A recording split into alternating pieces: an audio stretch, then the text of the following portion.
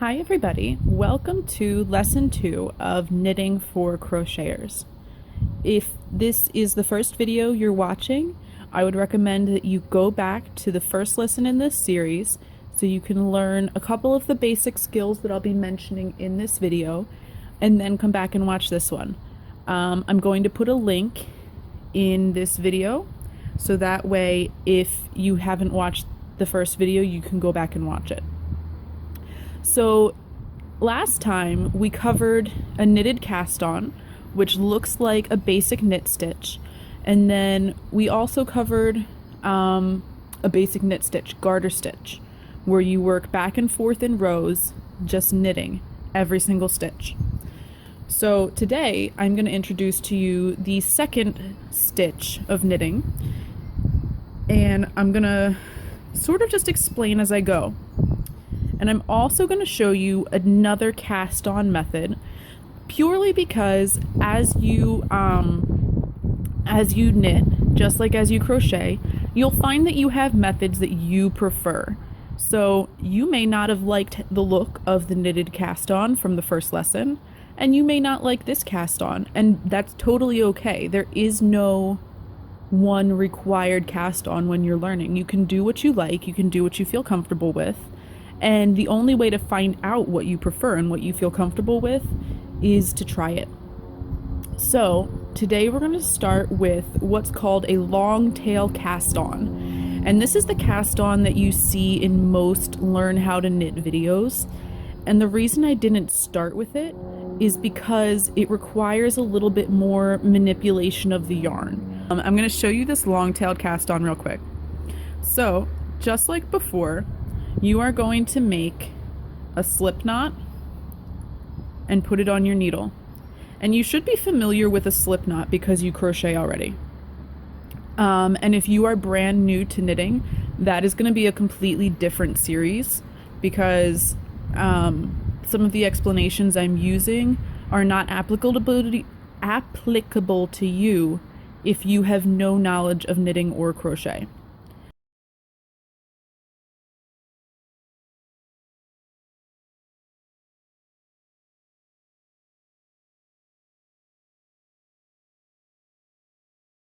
So now that you have your slip knot on the needle, you can actually drop the other one for the moment. And you can see I have one end of the yarn that's coming out of my little cake over here, my little skein, and the other end is just the tail end. So what you want to do is put your index finger underneath the part that comes from the skein and your thumb underneath the part that is just the tail, and put your hand up like this. Okay, so now what you're gonna do is you're gonna go under the loop from your thumb and over the loop from your index finger, and then just like when you're crocheting, if you wrap over and pull up a loop, that's what you're gonna do.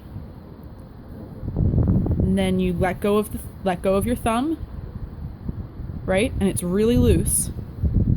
Just stick your thumb under that yarn again and it pulls it tight. So let me show you again. Under your thumb, over your index finger, dip through, let go of your thumb, and then pick that yarn up again on the outside. So like I said, this is called a long tail cast on. Under, over, through, let go, pick up again. Under, over, through, let go, pick it up again. And this is a very fast way to cast on. And if you notice, when you were casting on with your knitted cast on, it looked like you already had a row of knit stitches on your needle, right? Because the bumps were behind you. Well, when you start working, this is going to look like the back of a row already. So if you're working in garter stitch and you want to have the bumps already facing you for your first row, this is a great cast on for you. You might also notice, and I'm going to address this at this point, that I am not working on 2 straight needles. I am working on 2 straight needles that have a cable connecting them, a wire connecting them, and these are known as circular needles. That means that because of the cable, if you are working, say if you're knitting an infinity scarf, you can just cast on all the way around this circle and knit and knit and knit and knit and knit and knit and knit, and you will never have to turn your work, and you will never, I won't say you will never run out of space on your needle, because you can, and I've done it many times, but you won't have to turn your work. So I'm going to go ahead and knit a row on these needles, and then I'm going to show you something. So once again, this is for after you already feel comfortable with the knit stitch. So I've knit my first row, and you're probably thinking, Ruth, this is exactly like the last video. You're knitting, there's bumps, ta-da, but I'm going to show you another stitch now. So you see how on your knitting, after you knit a row, there's these little V's, right? And then on the back side, there's these little bumps. So what we're going to do now is, instead of holding the yarn in the back of what you're making, in back of your work, like you would for a knit stitch, the yarn is going to sit in the front of your needle. So what I'm going to teach you now is called a purl stitch. So your yarn is in front of your work instead of behind. And instead of putting your needle up and behind your work, you're going to put it down and in front. See how you're still making an X? You make an X this way, and you make an X that way. You're just putting it, you're doing the opposite. Instead of doing pointing up and in the back, you're pointing down and in the front. And you're going to do the same little hop over with your yarn. You're going to hop over.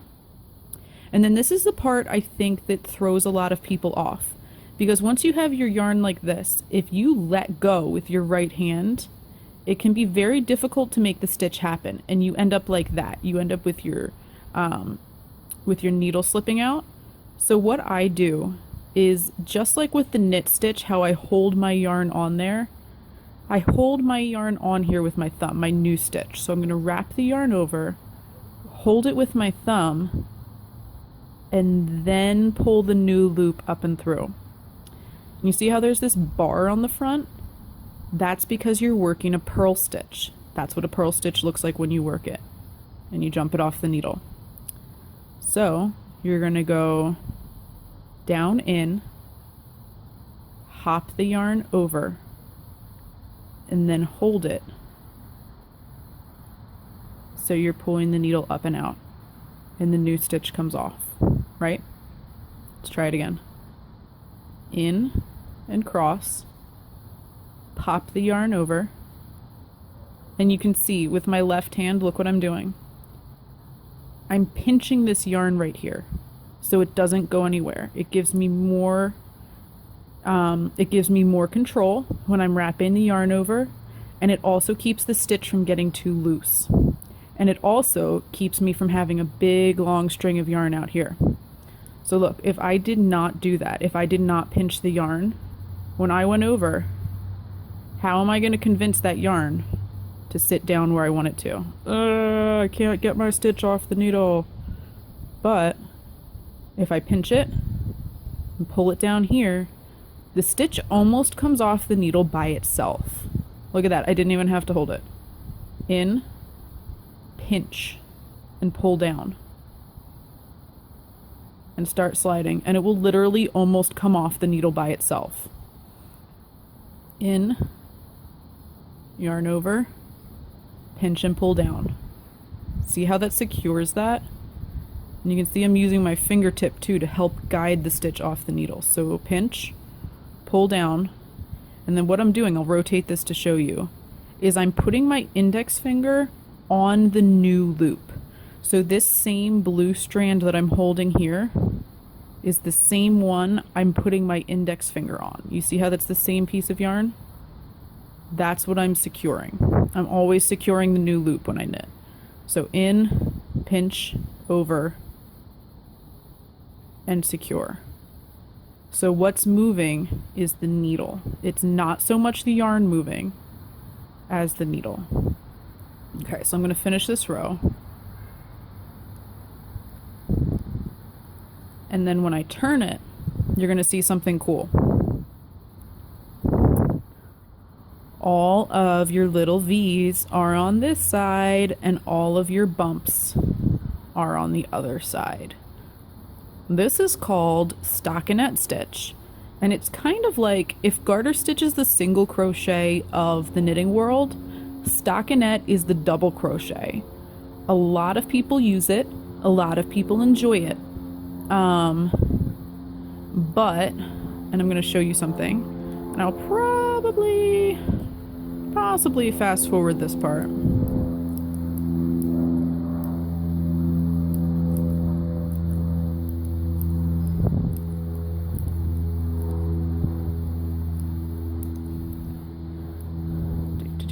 Pull out some more yarn.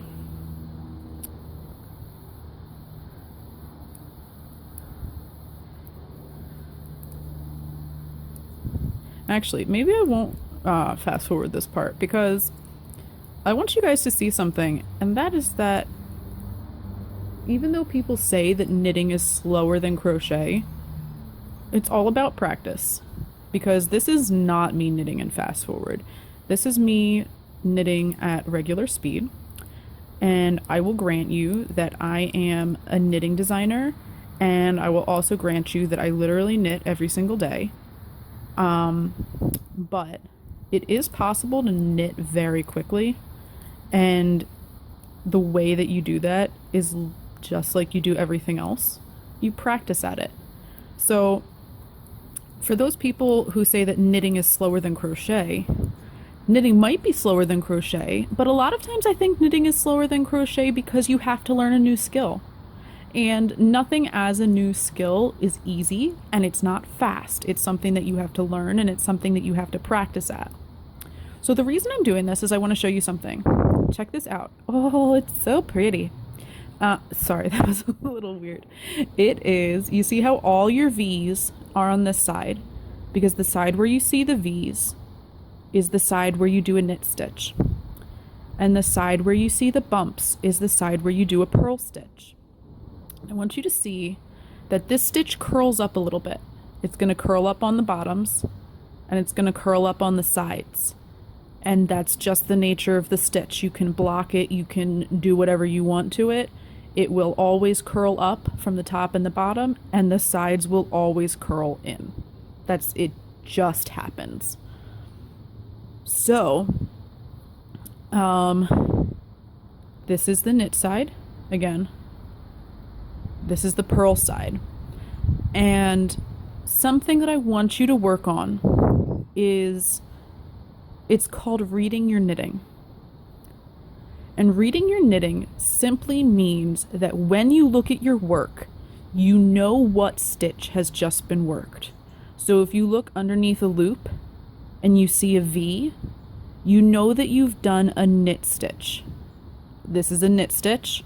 And if you look under your loop and you see a bump, you know that's a purl stitch. And I'm going to show you why that's important. If you are not comfortable with the purl stitch, actually, I'm probably going to separate these videos. We'll see. I'm going to show you something called ribbing. And ribbing can be done a bunch of different ways, but the basic extent of it is like when you make the cuff of a sweater, or you make the band of a hat, that stretchy back and forth. Like if you do single crochet in the back loops only, and you do that over and over and over and over again back and forth, it makes that stretchy like accordion fabric, right? For knitting, instead of working a sideways band, we work it vertically. So you would do one knit stitch, bring your yarn forward and work one purl stitch. Bring your yarn to the back. Knit stitch, yarn forward, purl stitch, yarn back. Knit stitch, yarn forward, purl stitch, yarn back. Knit, purl. Knit, purl. Knit, purl, knit, purl. And now I want to show you something. This is why I want you to get comfortable with what's called reading your knitting. Because look, how do you know which one was a knit stitch and which one was a purl stitch? The little V is a knit stitch. The little bump is a purl stitch. So this is important because when you are doing ribbing for the band of a sweater or for the band of a hat, what you're going to be doing is you're going to be stacking up knit stitches over the same, you're going to be doing knit stitches in the same place and purl stitches in the same place to make those vertical columns that are stretchy. So you have to know what you're looking at. So I want to show you something cool. Purl stitch, we know by now, is the reverse of the knit stitch, right? So this last stitch right here, it's a purl stitch on this side, but on the other side, what does it look like? It's a V, it's a knit stitch. And this one, this is why you have to learn how to read your knitting, because look at the back. Look at the back here. On the purl side, it's a little more difficult to see, isn't it? You've got knit, purl, knit, purl. So I'm going to work this out for a couple more rows so you guys can see what it looks like. And this is just so you have another stitch to try. If you are not comfortable with the purl stitch yet, and you want to just work stockinette, you want to just work knitting on one side and purling on the other side, that is perfectly fine. This is like the advanced option slash getting into lesson 3 that I'm throwing in here. So if you guys, if you want to just start with the first half of this video, go ahead and just start with the first half of it. Get comfortable with the purl stitch. And this is like a little bit of a bonus. So once you're comfortable with the purl stitch, then you can come back to this section and you can do this ribbing that I'm doing.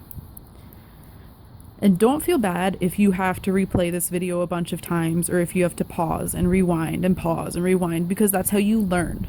Or if you have to message me and ask me questions or email me or whatever, don't ever feel bad about doing that, because I'm making these videos to help you learn. So I am here if you have questions or you need help. So now you can see this is ribbing. You're stacking the knits in one column and the purls in the other column. And the reason it's stretchy is because the knit stitches naturally pop themselves up from the fabric and push the purl stitches down. Okay? So this is awesome for the edge of hats, for sweater wrists, and some people like making full scarves out of it. I personally don't, because it pulls the width together like that, so it would make it half as wide. So you would have to knit this many stitches to get that wide of a scarf, and it would, I personally just don't like doing that. But if you do, that is you, and it is awesome. So thank you for watching. If you are wondering about this gorgeous yarn, it is from Yarn Cafe Creations on Etsy and Instagram. This is just a little leftover half skein that I had, so that's why I'm using it. And these needles are from knitpicks.com, which I love, because and this is just me going on a tangent here, this little hole right here, you can switch out the thickness of the needle tip. So they come with a cable like this and a bunch of different needle tips that you can switch out and put on the cable or off the cable. So, ta-da, that's just me. That's what I like to use. I will link all of this. And again, thank you guys for watching. If you have suggestions or questions, please feel free to comment or message or let me know. And if you want to get notified when I have more tutorials and podcasts up, please please subscribe, comment. It helps the video get seen, and it helps me know that you guys are interested and that you actually want to see the videos that I'm making. So thank you for watching. I hope you guys have a great day. Bye.